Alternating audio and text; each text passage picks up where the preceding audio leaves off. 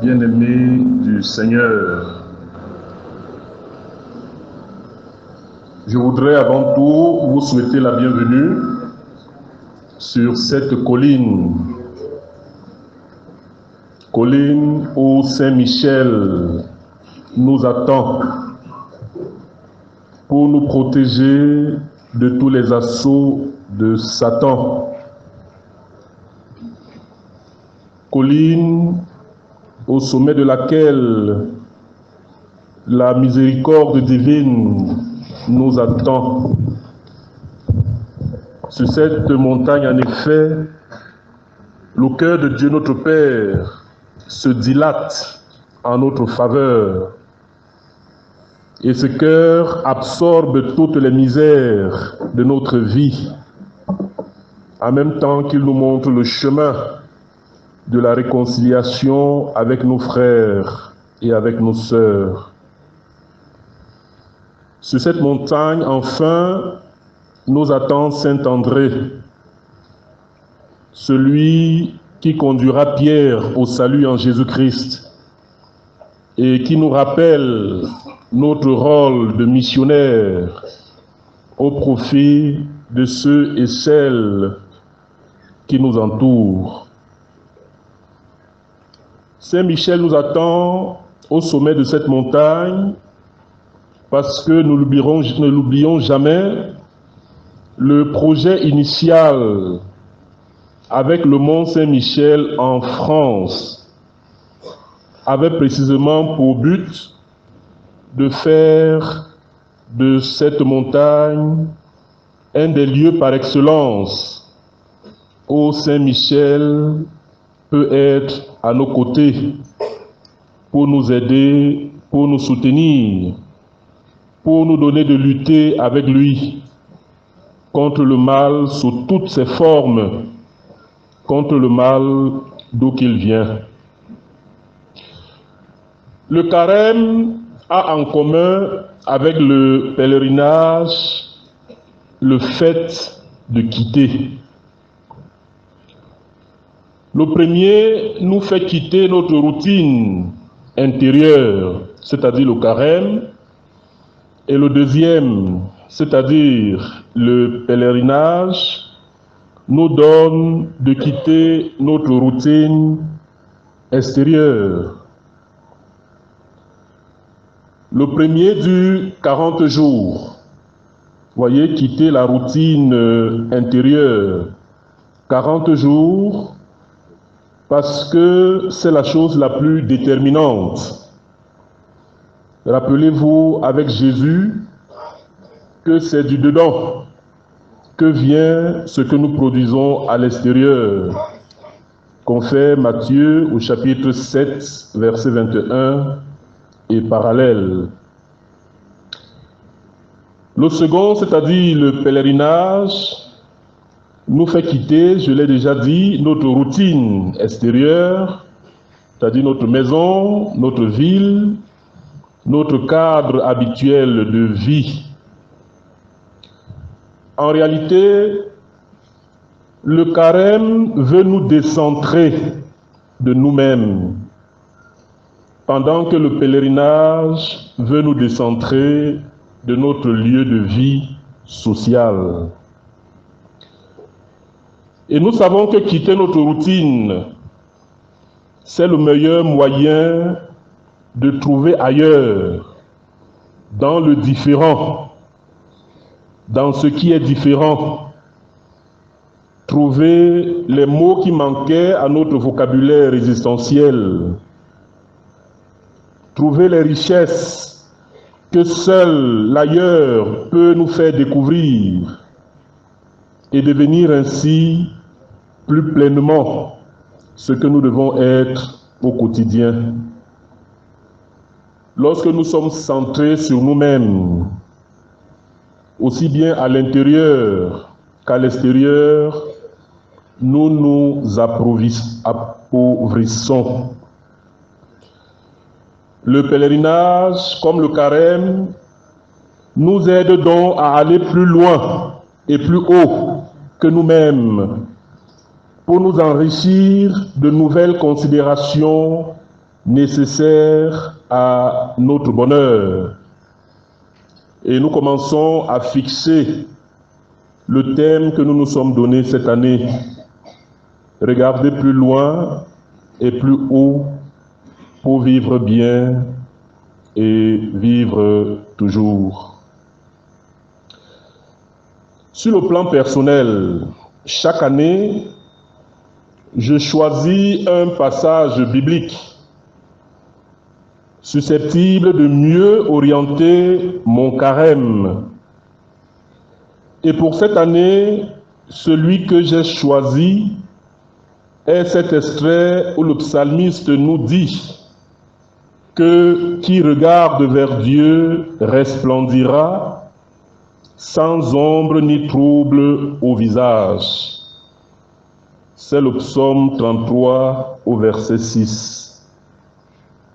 Qui regarde vers Dieu resplendira sans ombre ni trouble au visage. Nous avons dit tout à l'heure que le carême nous aide à regarder plus loin, à aller plus loin, à nous décentrer de nous-mêmes. Et nous avons dit que le pèlerinage joue, n'est-ce pas, le même rôle sur le plan de l'attachement aux choses extérieures. Et ce psaume 33 au verset 6 vient nous dire vers qui nous devons nous orienter lorsque nous nous quittons nous-mêmes, lorsque nous nous décentrons de nos habitudes. Vers qui devons-nous nous orienter? Et le psalmiste, n'est-ce pas, répond: qui regarde vers Dieu resplendira sans ombre ni trouble au visage. Dit négativement, nous pouvons retenir que celui qui regarde vers lui-même, c'est-à-dire celui qui ne sait pas se départir de lui-même, celui qui ne sait pas se décentrer de lui-même, ne resplendira pas. Il ne resplendira pas et il aura toujours des ombres et des troubles sur son visage. Au quotidien de notre vie, beaucoup d'entre nous font précisément cette expérience d'être toujours troublés, de ne pas resplendir, d'être perturbés. Eh bien, je propose que ce temps de carême, en lien avec ce psaume 33, verset 6, nous donne de nous interroger si précisément nous regardons vers Dieu. Pourquoi nous dépérissons? Pourquoi nous sommes troublés? Pourquoi nous avons toujours des ombres au visage? N'est-ce pas parce que nous ne savons plus regarder vers Dieu, nous ne savons plus regarder Dieu?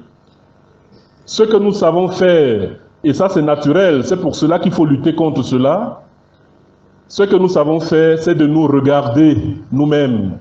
C'est d'être le centre de notre propre vie, le centre du monde, le centre duquel tout part et le centre vers lequel tout converge. Et le psalmiste nous dit précisément: qui regarde vers Dieu resplendira, mais qui regarde vers lui-même, qui se centre sur lui-même, qui veut vivre pour lui-même, ne resplendira pas, il aura toujours sur son visage ombre et trouble. C'est cet extrait du psalmiste, et je voudrais nous faire remarquer que le mot resplendir est exactement, en termes de contenu, n'est-ce pas, l'équivalent du vivre bien et du vivre toujours. Vous voyez? Ce que le psalmiste nous dit en réalité, c'est que celui qui regarde vers Dieu vivra bien et vivra toujours. Mais celui qui refuse de regarder vers Dieu, celui qui regarde vers lui-même, ne vivra pas bien et ne vivra pas toujours. Voyez, il ne vivra pas bien et il ne vivra pas toujours. Donc, ce psaume 33, verset 6, nous présente une bonne nouvelle et nous propose, n'est-ce pas, le moyen pour en être bénéficiaire. La bonne nouvelle, la voici. L'homme sur la terre peut resplendir. C'est possible. L'homme sur la terre peut vivre bien et peut, n'est-ce pas, avec la grâce de Dieu, mettre, n'est-ce pas, ce qu'il faut pour son vivre toujours. La bonne nouvelle, ce n'est même pas seulement que l'homme peut resplendir, ce n'est pas que l'homme peut vivre bien et peut vivre toujours. La bonne nouvelle, c'est que l'homme doit resplendir. Voyez, il doit resplendir. L'homme doit vivre bien. L'homme doit vivre toujours. Pourquoi? Parce que c'est pour cela qu'il a été créé. Dieu nous a créés pour que nous puissions resplendir. Dieu nous a créés pour que nous puissions briller. Dieu nous a créés pour que nous puissions réussir. C'est cela le plan de Dieu. Un homme qui ne resplendit pas, c'est un échec. Un homme qui ne réussit pas, c'est un échec. Un homme qui ne brille pas, c'est un échec. Un homme qui ne vit pas bien, dans le sens que nous avons donné, n'est-ce pas, à cette terminologie, dans notre synode, c'est un échec. Voyez, Dieu ne peut pas nous avoir créés pour que nous ne resplendissions pas, pour que nous ne réussissions pas, pour que nous ne brillions pas. Voyez, c'est pour cela qu'il nous a créés. Dieu nous a créés pour que nous vivions bien et que nous vivions toujours. Un homme qui ne réussit pas dans la vie a raté l'objectif pour lequel il a été créé. Et ce n'est pas en Dieu qu'il faut voir, n'est-ce pas, la cause. Il faut plutôt regarder la cause en soi-même. Est-ce que nous avons regardé Dieu? Qui regarde vers lui resplendira sans ombre ni trouble au visage. Celui qui regarde donc vers Dieu, voyez, celui qui regarde vers Dieu resplendira, et je suis là déjà au niveau des moyens que le psalmiste nous suggère pour que nous puissions précisément réussir. Nous avons compris que nous sommes créés pour réussir, nous sommes créés pour briller, nous sommes créés pour resplendir. Et je voudrais marteler sur le fait que réussir n'est pas une option. Réussir, c'est la seule option pour une créature humaine, créature sortie des mains de Dieu. Ce n'est pas une option, c'est ce que nous devons être. Oui, c'est ce que nous devons être. Et comme je l'ai annoncé donc, le psaume nous donne le moyen. Comment nous pouvons faire pour resplendir? Et ce moyen-là, nous l'avons bien écouté, c'est quoi? C'est regarder vers Dieu. Regarder vers le Seigneur. Qui regarde vers lui resplendira. Resplendir est possible. Resplendir doit être.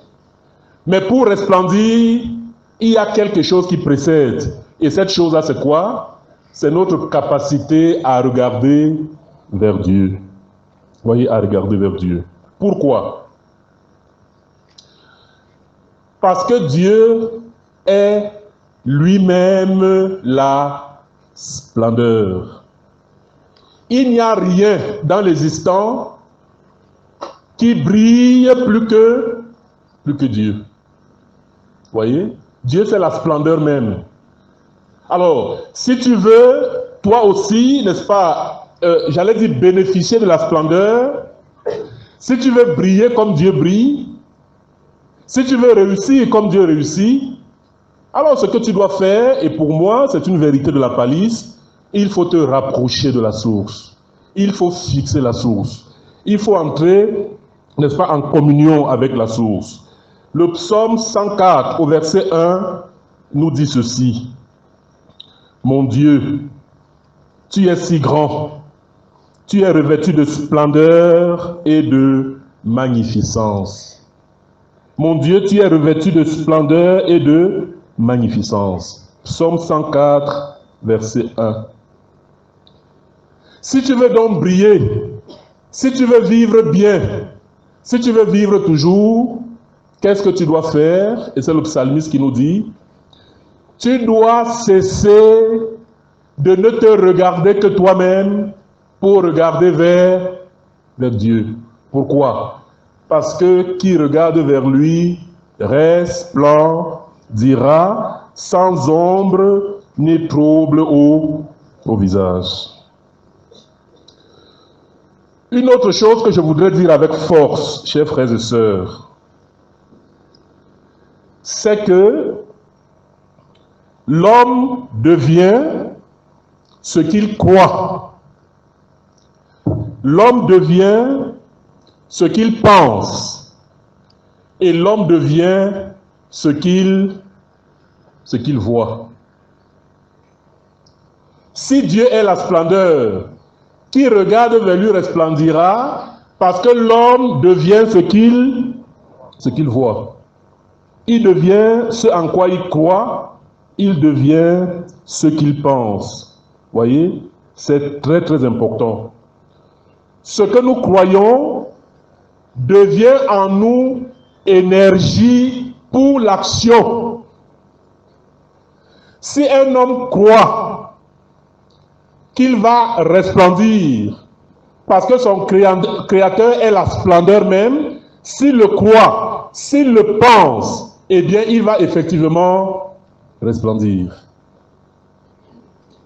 Mais si un homme ne croit pas qu'il est créé par le Dieu qui est la splendeur, si un homme ne croit pas qu'il est créé pour réussir, pour briller, s'il ne le croit pas, il ne va pas réussir, parce qu'on devient ce qu'on croit, on devient ce qu'on pense, on devient ce qu'on voit.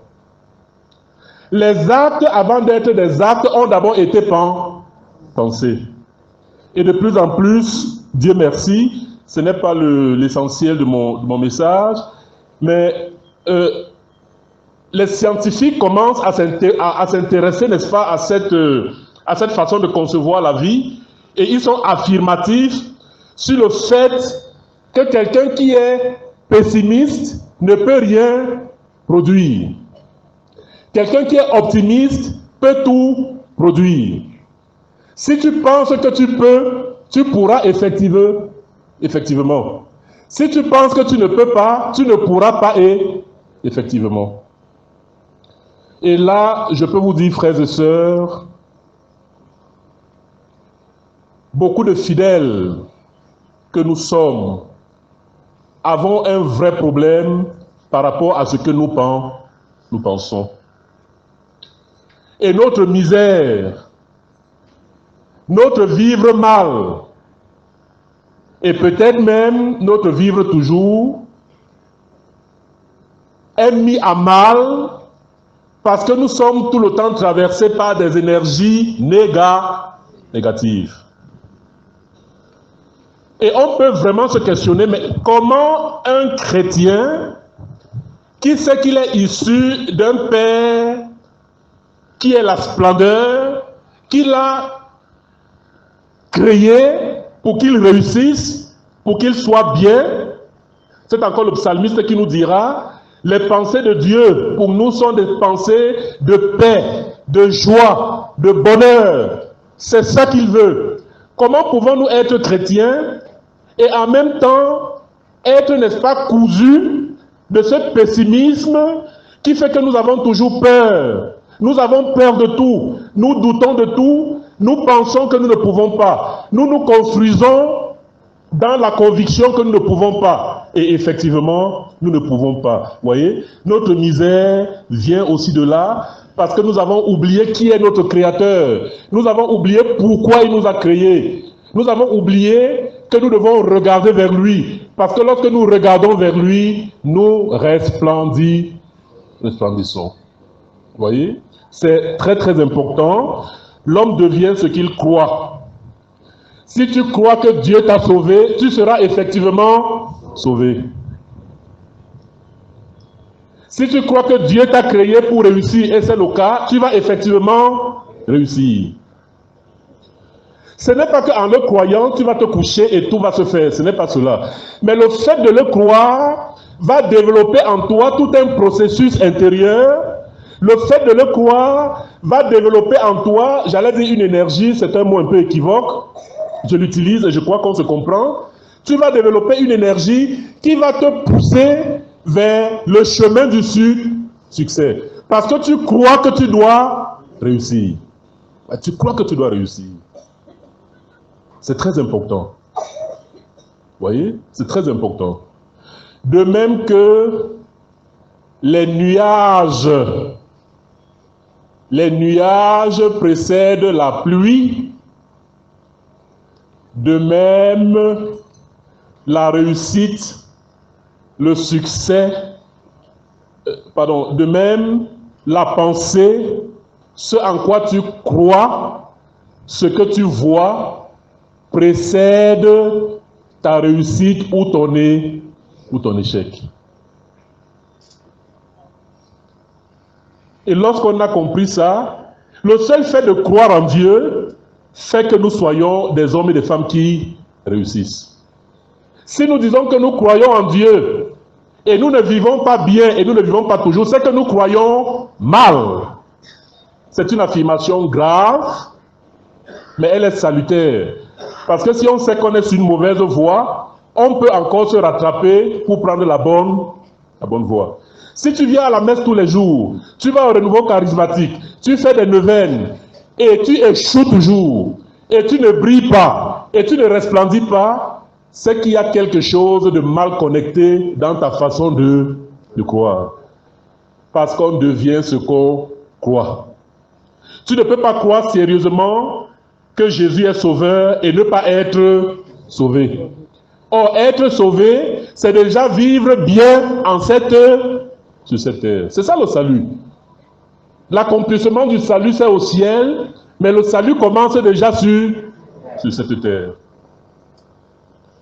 Tes pensées, tes croyances sont, j'allais dire, des pierres qui construisent l'édifice de ta personnalité. Si les pierres de l'édifice sont fragiles, l'édifice devient fragile. Si les pierres de l'édifice sont solides, l'édifice devient solide. Si tes pensées sont négatives, la structure de ton corps, de ta personnalité devient elle aussi fragile. Et du fragile ne peut sortir que le fragile. Mais si tes pensées sont positives, si tu crois que tu peux, si tu crois que celui en qui tu crois, n'est-ce pas, peut te faire pouvoir, eh bien, les pierres qui construisent l'édifice de ta personnalité deviennent des pierres solides. Et ta personnalité devient solide. Et du solide ne peut sortir que le solide. Ouais, du solide ne peut sortir que du solide. Le carême, c'est donc essentiellement un temps au cours duquel Dieu nous invite à travers son Église à réapprendre à regarder vers lui, vers Dieu. Réapprendre à regarder vers Dieu. Parce que je l'ai dit au début, notre tendance naturelle, c'est de nous regarder nous-mêmes. C'est de faire de nous-mêmes le centre d'où tout part et vers quoi tout converge. Et c'est pour cela que nous avons ainsi formulé le thème de ce pèlerinage, regarder plus loin que nous-mêmes, regarder plus haut que nous-mêmes, pour resplendir, c'est-à-dire pour vivre bien et pour vivre toujours. Veuillez bien m'écouter, frères et sœurs. Un homme qui s'enferme sur lui-même, qui ne sait pas regarder vers, mais qui regarde vers lui, vers lui-même. C'est un homme qui construit les bases de son propre enfer. Et le contraire du vivre bien, du vivre toujours, c'est quoi? C'est l'enfer. Quand on dit que tu vis un enfer sur terre, ça veut dire quoi? Ça veut dire que tu vis mal. Et beaucoup même de chrétiens vivent et ils se familiarisent avec ils vivent mal, mais pour eux c'est normal. Pour eux c'est normal. Cela veut dire qu'il y a un déficit grave. Ils ne savent pas le Dieu dont ils sont la créature. Voyez? Le contraire du vivre mal, c'est l'enfer. Quand on dit que tu vis mal sur la terre, cela veut dire, quand on dit que ta vie sur la terre est un enfer, cela veut dire que sur la terre tu vis mal. Et quand on dit qu'après ta mort tu es allé en enfer, c'est-à-dire que tu es allé dans un lieu où on ne vit que mal, mais cette fois-ci éternellement. On est d'accord, n'est-ce pas? Alors, dans le mot enfermement,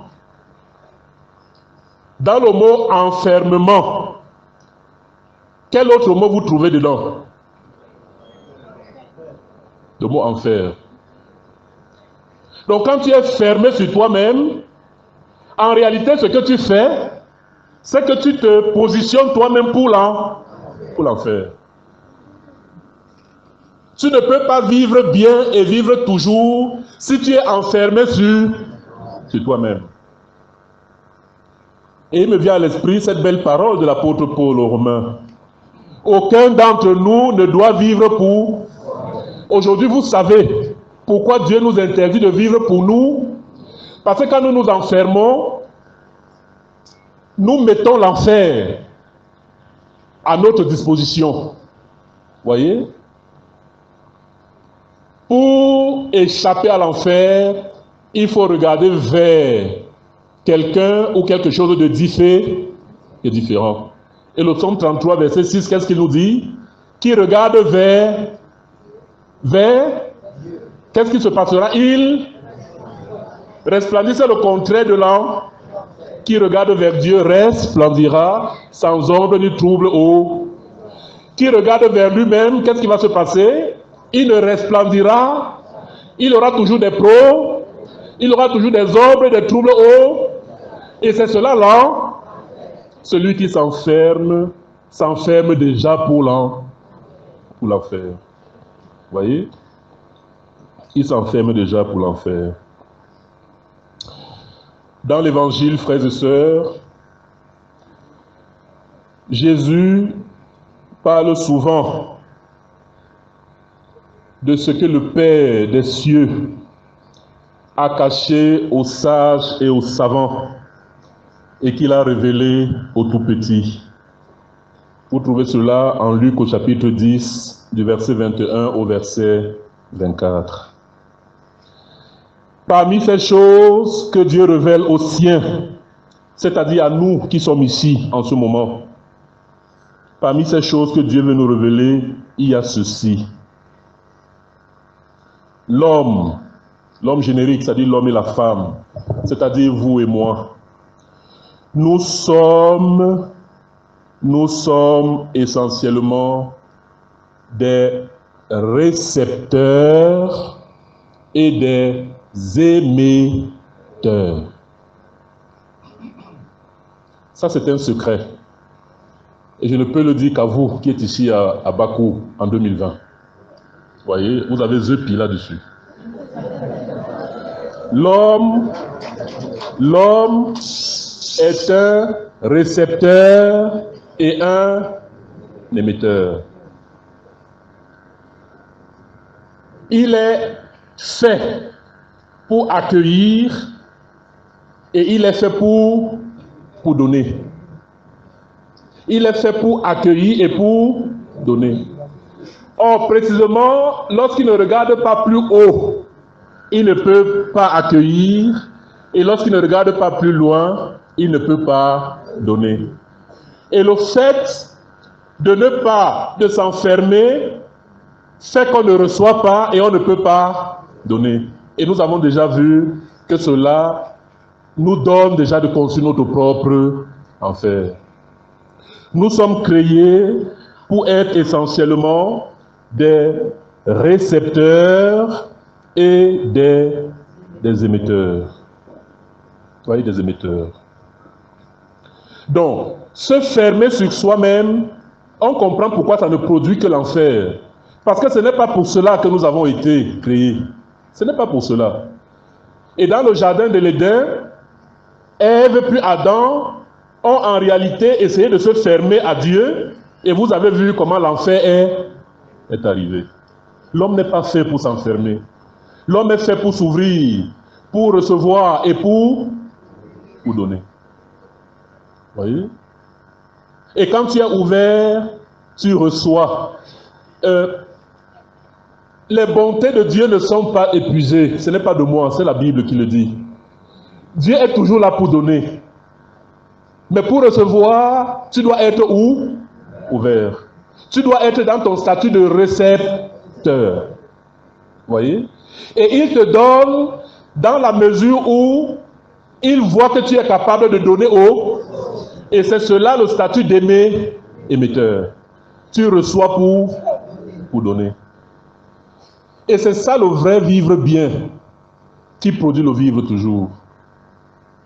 Cela veut dire que tu ne penses pas que à toi et à toi seul. Tu ne fais pas de toi le nombril du monde, pour parler de façon triviale. Tu sais que tu reçois de Dieu et tu sais que tu dois partager avec tes frères et tes sœurs. Vous voyez? C'est pour cela que nous avons été créés. Et lorsque vous parcourez l'Épître aux Romains, en tout cas, si vous regardez votre vie de près, et c'est aussi cela l'intérêt du carême et du pèlerinage, quand on sort de nous-mêmes, on peut nous regarder à partir de l'extérieur. Vous voyez?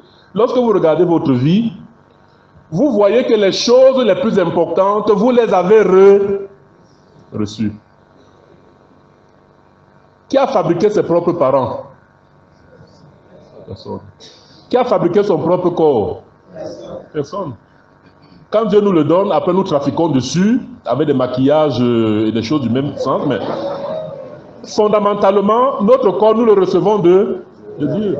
Qui a fabriqué l'oxygène? Personne. Nous le recevons de Dieu. Qui a fabriqué nos organes? C'est-à-dire, naturellement, nous voyons que nous sommes faits pour recevoir. Nous ne pouvons être que parce que nous avons reçu. Donc, un homme qui se ferme, qui ne veut pas regarder plus loin et plus haut, il dénie même sa nature la plus profonde. Vous voyez? Je viens là de nommer quelques aspects matériels des choses que nous avons reçues.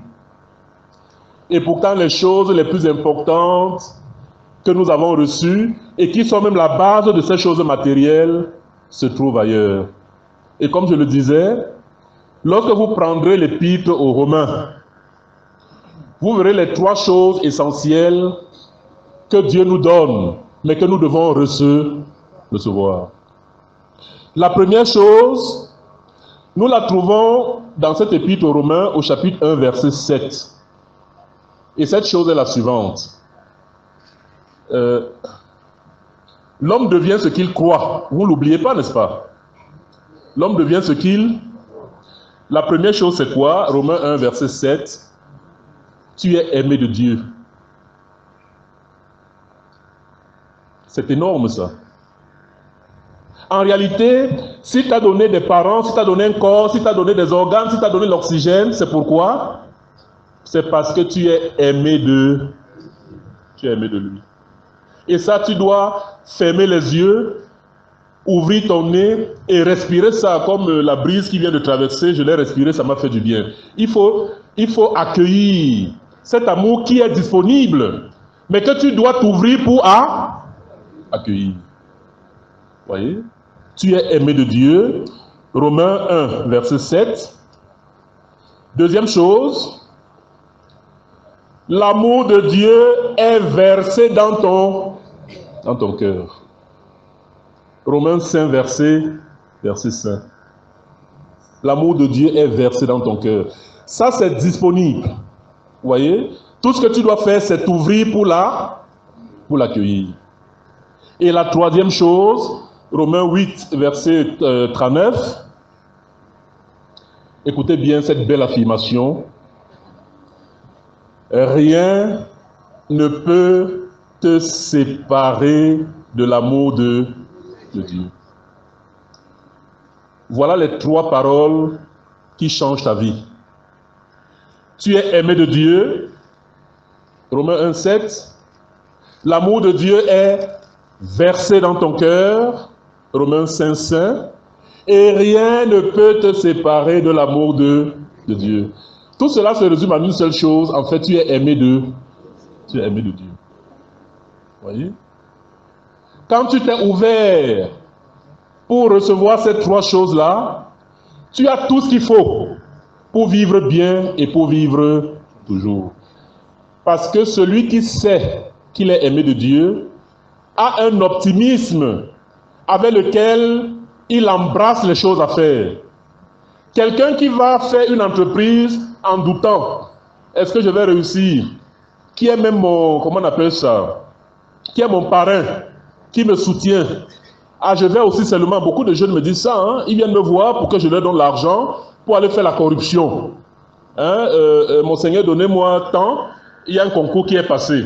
Et quand il dit non, dans ce pays, si tu n'as pas de soutien, tu ne peux rien faire. Et c'est dans ce contexte que Saint Paul vient nous rappeler, Romains 1, 7, que tu es aimé de Dieu. Le soutien que tu cherches, tu t'es tellement fermé à Dieu que tu penses que tu ne peux l'obtenir qu'ailleurs.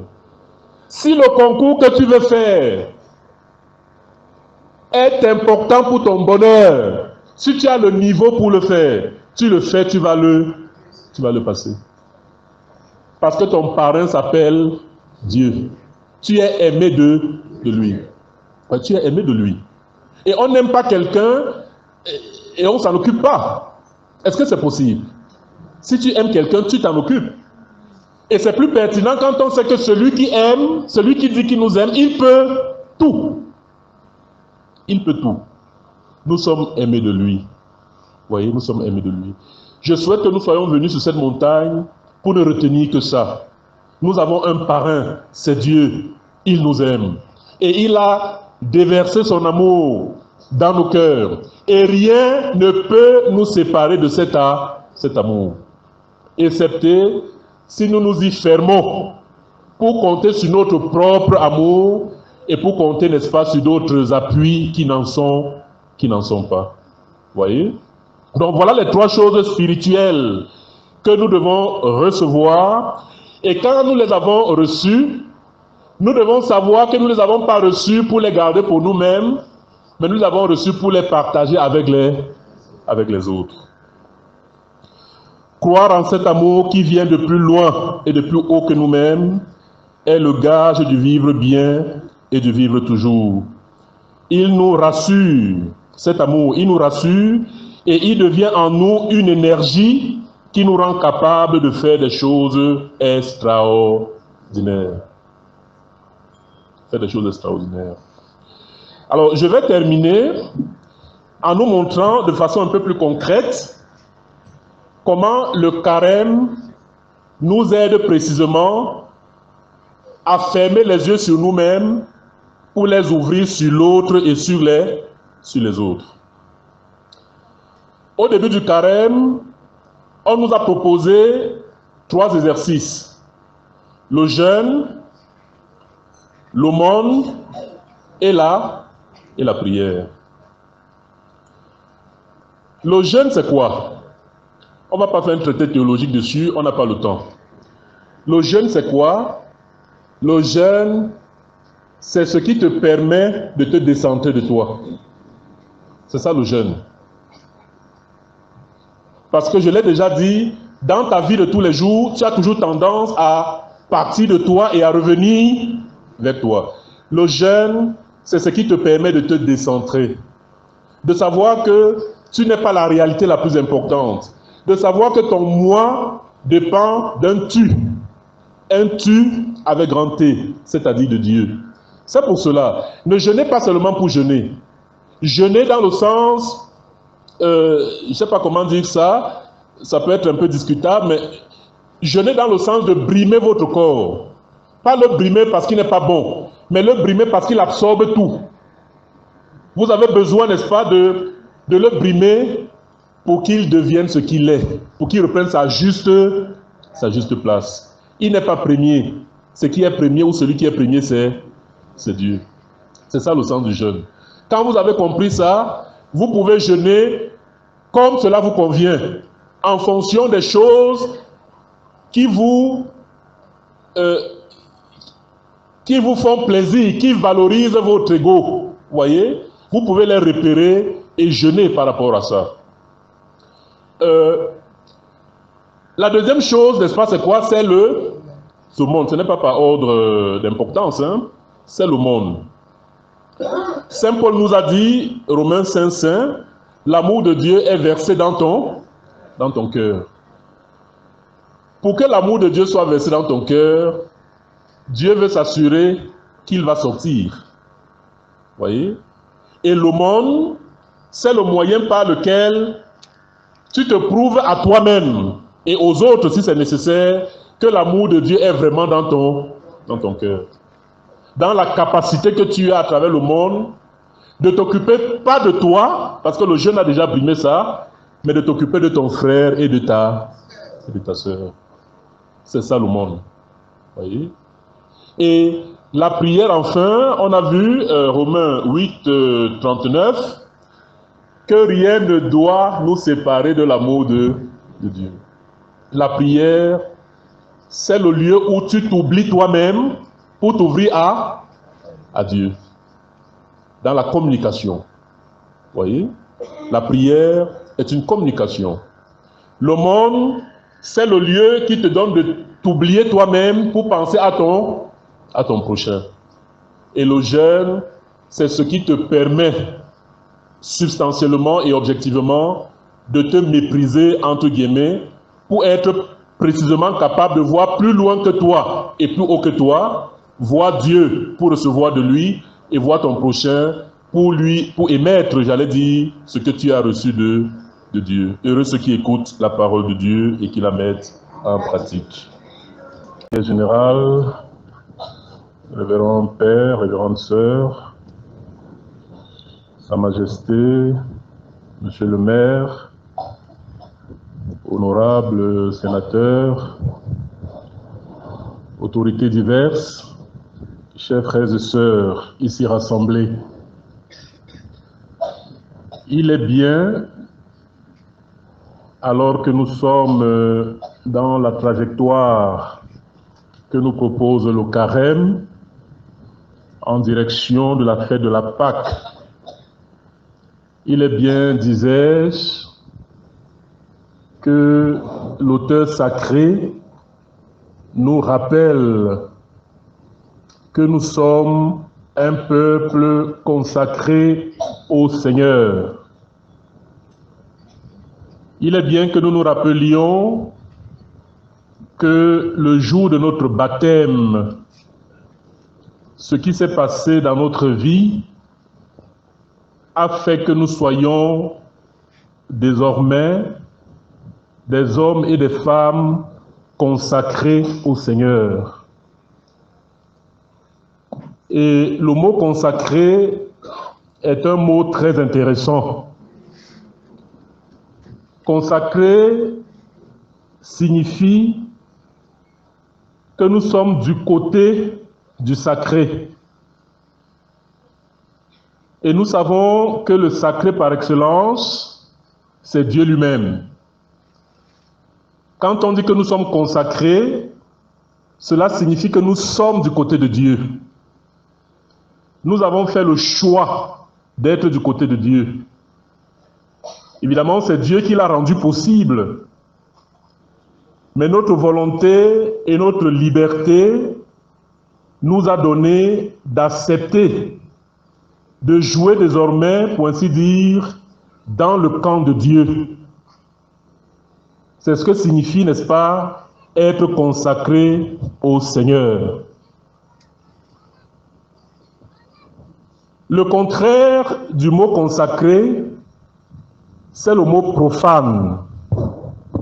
Ce qui n'est pas consacré, au moins dans la compréhension religieuse du terme, ce qui n'est pas consacré est profane. Or, le mot profane, en lui-même, est un mot très laid. Quand on dit que vous êtes profane, au moins une certaine conception un peu légère amène à penser que être profane, c'est être du côté de ce qui est fané. Vous voyez, c'est en cela que c'est un mot, au moins du premier regard, un mot qui est très laid. Parce qu'on est du côté de ce qui est fané. On fait le choix d'être du côté de ce qui n'est pas bon, de ce qui ne peut rien produire de bon. Vous voyez, c'est le premier sens léger, je dois le dire, n'est-ce pas, que nous suggère le mot profane. Mais la signification scientifique, intellectuelle du mot profane, c'est profanus, qui signifie être en dehors du temple. Et de ce point de vue, le consacré, c'est celui qui est à l'intérieur du temple, et le profane, c'est celui qui reste à l'entrée. Il ne peut pas entrer.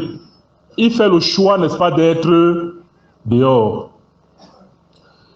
Il doit donc avoir deux façons de concevoir sa vie et de vivre sa vie. La façon du consacré, c'est-à-dire de celui qui est à l'intérieur du temple, et la façon du profane, c'est-à-dire celui qui est à l'extérieur du temple. Celui qui est consacré vit en fonction, j'allais dire, des instructions qu'il reçoit de celui dont il a fait le choix d'être du côté. Donc le consacré vit selon les instructions de Dieu. Le consacré vit selon les enseignements qui lui sont donnés, pour ainsi dire, à l'intérieur du temple. C'est une vision. C'est quelque chose qui est propre, n'est-ce pas, à ce type de personne.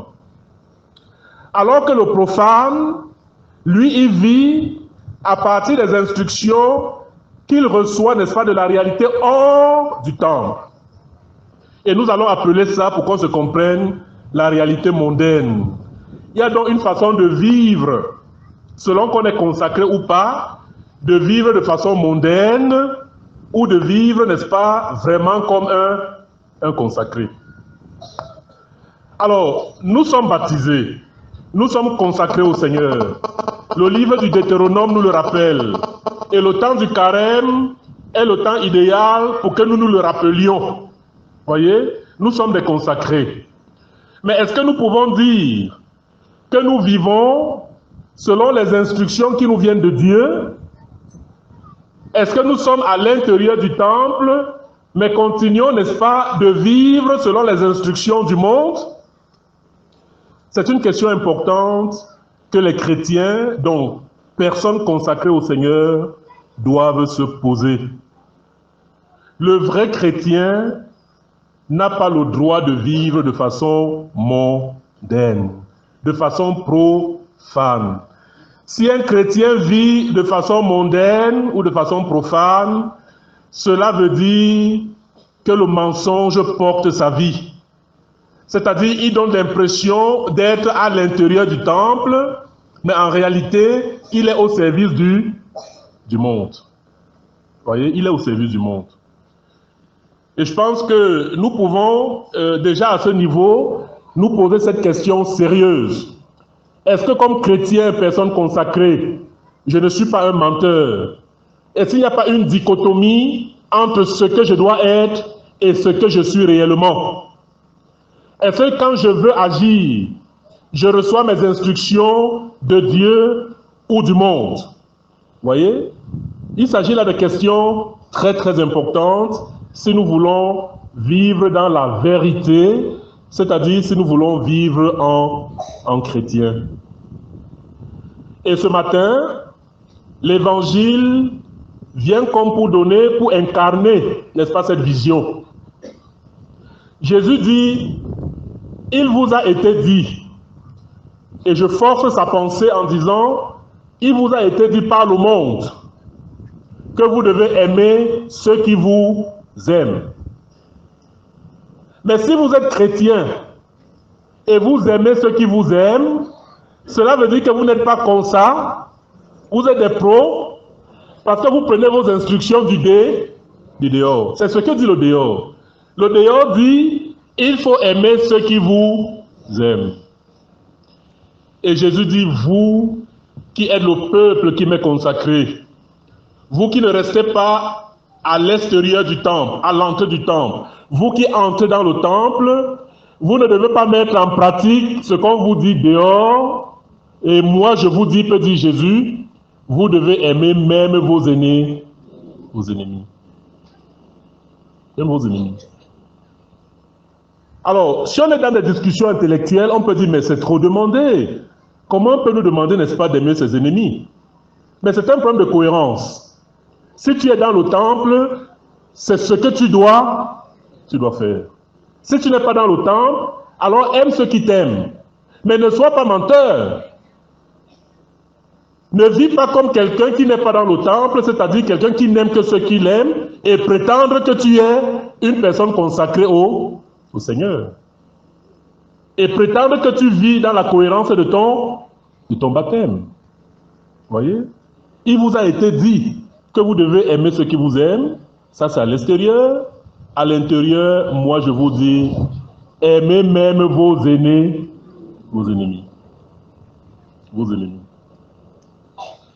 Et la fin de l'évangile enrichit, n'est-ce pas, notre réflexion avec la notion de la perfection. Jésus semble dire, dehors, il peut peut-être avoir de bonnes choses, mais vous qui êtes consacrés, vous qui êtes à l'intérieur du temple, il n'est pas seulement question de faire de bonnes choses, mais vous devez être sur la trajectoire de la perfection. Soyez parfaits comme votre Père céleste est parfait. Celui qui aime, celui qui l'aime, fait du bien, mais il n'est pas encore sur la perspective de la perfection. Celui qui aime son ennemi, non seulement il fait du bien, mais il est sur le chemin de la perfection. Et en cela, il est plus proche, n'est-ce pas, de Dieu, et c'est logique, parce que comme consacré, il doit toujours être du côté de Dieu. Et le temps de carême, c'est précisément ce temps où nous devons revisiter nos actes pour nous assurer même qu'ils sont déjà bons. Et s'ils sont bons, dans cette perspective de la perfection, nous demander ce que nous pouvons faire pour passer de ce qui est bon à ce qui est parfait. Alors nous l'avons dit, Dieu est parfait et c'est réductif. Il faut dire tout simplement que Dieu est la perfection. Quand Jésus nous demande d'être parfait comme notre Père est parfait, en réalité, il nous rappelle que nous sommes créés, n'est-ce pas, à l'image et à la ressemblance de Dieu, et que donc, nous devons être les imitateurs de ce Dieu qui nous a créés. Et comment Dieu qui nous a créés manifeste sa perfection? L'Évangile répond, il fait tomber la pluie aussi bien sur les bons que sur les... Donc, il aime aussi bien ceux qui sont bons que ceux qui sont... Donc, lorsqu'il nous est demandé d'aimer nos ennemis, en réalité, il nous est tout simplement demandé d'être imitateurs de Dieu. D'être imitateurs de Dieu. Il est bien que nous sachions, frères et sœurs, que nous sommes vraiment des prétentieux. Tous, en commençant par celui qui vous parle, tous, de façon naturelle, nous sommes les ennemis de Dieu. Tous. Nous sommes les ennemis de Dieu. Et Saint Paul dira que les passions de la chair ont fait de vous des ennemis de Dieu. Qui parmi vous n'a pas les passions de la chair? Qui montre le doigt? Qui n'a pas les passions de la chair? Donc en réalité, vu de notre côté, nous sommes tous les ennemis de Dieu. Et si Dieu voulait faire comme nous, les hommes, nous faisons, bah Dieu ne pouvait pas nous aimer parce que nous sommes ses ennemis. Mais précisément parce que nous sommes ses ennemis, il a déployé les grands moyens pour que nous devenions ses amis en Jésus-Christ. En Jésus-Christ, les passions de la chair ne suffisent plus pour faire de nous des ennemis, parce que désormais Dieu nous regarde à travers Jésus-Christ, qui lui est parfait comme le Père est parfait. Voilà ce qu'a fait Dieu. Face à un ennemi, il ne l'a pas condamné, mais il a déployé des moyens pour que cet ennemi devienne un ami. Comment pouvons-nous être imitateurs de Dieu et décider donc de ne pas aimer nos ennemis, alors que nous-mêmes nous étions ennemis de Dieu et Dieu a quand même décidé, n'est-ce pas, de nous aimer? Comment nous pouvons le faire et prétendre être des imitateurs de Dieu? Si nous voulons prendre le chemin de la perfection, eh bien non seulement nous devons aimer ceux qui nous aiment, et c'est déjà bon encore une fois, mais nous devons être les imitateurs de Dieu en aimant même ceux qui ne nous aiment pas, en leur voulant du bien. C'est cela la perfection. Et je vais vous dire quelque chose, c'est le deuxième secret du jour. Lorsque tu imites Dieu en ce qui t'est pénible, lorsque tu ressembles à Dieu en ce qui t'est pénible, il te fait lui ressembler aussi en ce qui est glorieux. Vous avez compris, n'est-ce pas? C'est-à-dire, aimer son ennemi, c'est quelque chose d'humainement mais parce que je veux ressembler à Dieu, je décide d'aimer mon ennemi. Alors, puisque je prends sur moi de ressembler à Dieu en ce qui m'est pénible, Dieu prendra sur lui de me faire lui ressembler en ce qui est glorieux. Donc si tu veux être glorieux comme Dieu, commence par lui ressembler en ce qui t'est pénible. Voilà la deuxième chose que nous pouvons retenir, et elle est attelée à la première. Tout cela pourquoi? Parce que nous sommes un peuple consacré Nous ne sommes pas des profanes. Nous ne sommes pas des profanes. À moins que nous ne nous mentions à nous-mêmes, à moins que nous ne mentions à notre église, à moins que nous ne mentions à notre communauté. Si nous sommes chrétiens, alors nous sommes un peuple consacré au Seigneur. La deuxième chose pour laquelle il faut aimer ses ennemis vient, n'est-ce pas, du commandement du Deutéronome. Tu ne tueras point. Tu ne tueras point. Haïr quelqu'un, c'est le tuer. Non seulement le tuer et l'envoyer même en enfer. Donc d'abord tu le tues et ensuite tu l'envoies en enfer. Il semble que le mot haïr,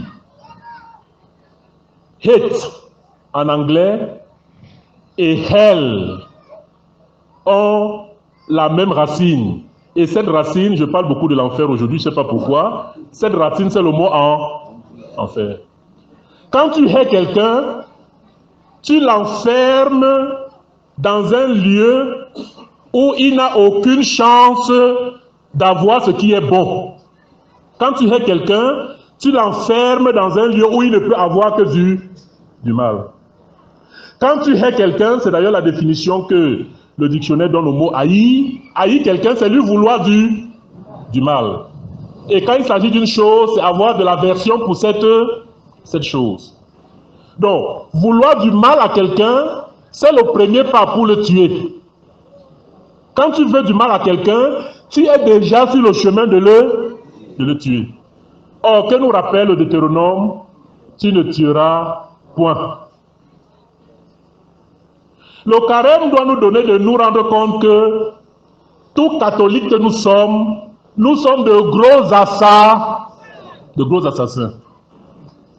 Par la haine que nous portons dans nos cœurs, même pour nos ennemis, parfois même pour nos amis, on fait fort, hein? Parfois même pour nos amis, nous avons la haine pour. Quand ils prospèrent, nous ne sommes pas contents. Nous les embrassons de jour, mais de nuit, n'est-ce pas, nous prions pour qu'ils aient du mal. Vous voyez?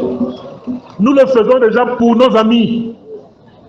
Et c'est extrêmement grave.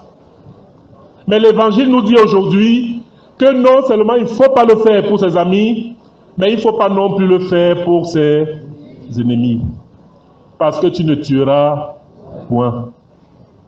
Haïr quelqu'un, c'est le tuer. Et je ne parle pas seulement de le tuer symboliquement. Parfois, c'est le tuer même dans la réalité. Sauf que quand il meurt, nous ne savons plus voir que sa mort, c'est parce que nous l'avons haï. Vous voyez? Nous ne savons plus le voir. Donc, voilà le chemin de la perfection sur lequel Dieu, à travers son Église, veut nous mettre précisément en ce temps de carême. Nous rappeler que nous sommes un peuple consacré au Seigneur, que nous n'agissons pas selon le monde, mais nous agissons selon Dieu. Et selon Dieu, il faut aimer tout le monde, y compris ses ennemis, parce que c'est ce que Dieu a fait. Et si nous voulons être parfaits comme Dieu est parfait, nous devons être ses imitateurs en aimant nous aussi, même ceux qui ne nous aiment pas. Loué soit Jésus-Christ.